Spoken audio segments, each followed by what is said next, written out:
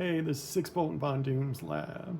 So yesterday I released the lead hook strip tutorial, and in that I had my future plans for updating the display range, where instead of putting like 30 in, you kind of have this like thing down here where you can put, 0, 1, 2, or 3, then that will put a range of 100,000 or 10,000 in. But last night I was thinking, well, that's kind of stupid.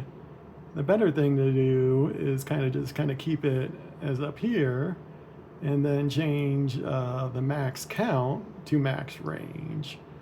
So now what you can do is instead of putting the exact ammo count in there, you just put a range in there. So you can put like 100, 200, 1,000, 10,000 in there, and that will give you the range. Of course, you don't want to go, well, you can put like 10,000, but how it does the ammo is when you reload. So when you're out of bullets and you reload, usually on like House of the Dead 4, it would just go to 30.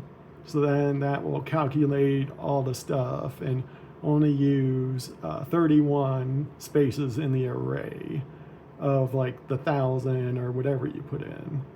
So then if you get a special weapon like 100, so now the 100 will replace the 30, you'll redo the calculations, and then you'll get full use of the strip again. So now this will kind of simplify things. It will add some latency to it, but after doing the calculations, it shouldn't be that bad.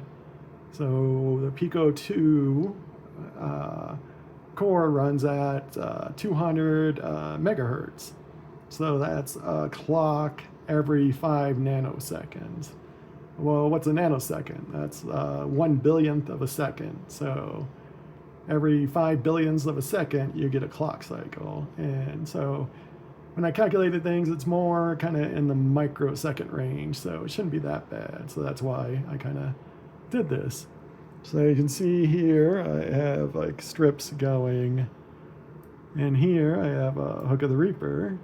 Now I've updated things to make it ever work, so this is not out yet. So now if I go to test light controller, you can see the strips went out. So now if I go put 0 in, and I'll go to display range. So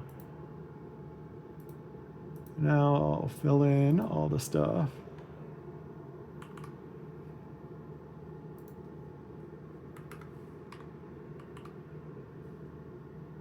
So in max range, instead of putting 30, I'm going to put 100. So I'll put the 3 steps in, enable sequential. Okay, I think I have it all. So like last time I run the command, so nothing's going to happen because it has the 0 value in. So if I put 30 in, if it was the old way, it would only use 30% of the strip. But the new way, now the reload value is when I say is if the new value is greater than the older value. So if I put 30 in, 30 is going to be greater than 0. And then it will use 30 and calculate everything. So now I do update. And I can see it goes using the full strip. So now if I go to like 20 and update it, see now it's only using a third. And if I go to 10, update it again, now it's the third color and using it. So then I'll go to 0, and that will turn it off, of course. And now instead of doing 30, I'll put 50 in and update it. And as you can see, it goes all the way to the top. So then if I put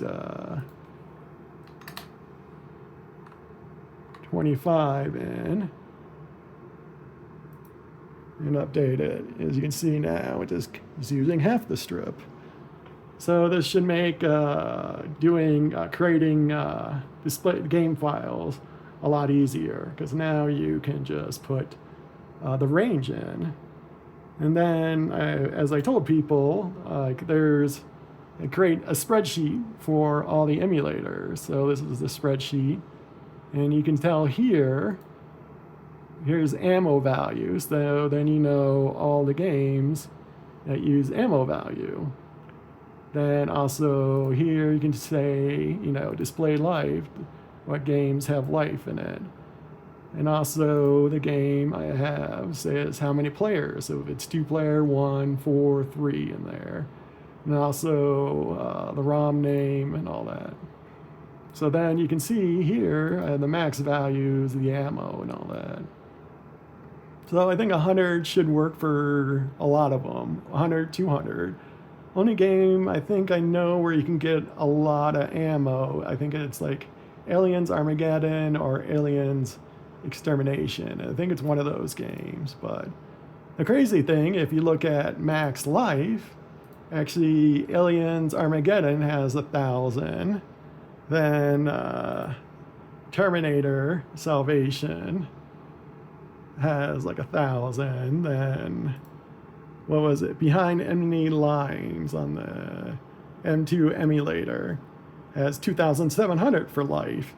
So that's 3 games that are 1,000 or more. So, which is kind of crazy, but that's just for life. But now with the new update, people can easily create game files probably in 20-30 minutes for all the games with ammo and life. And if it's 1-player game, then you can have ammo on one side and life on the other side. So, but that's it.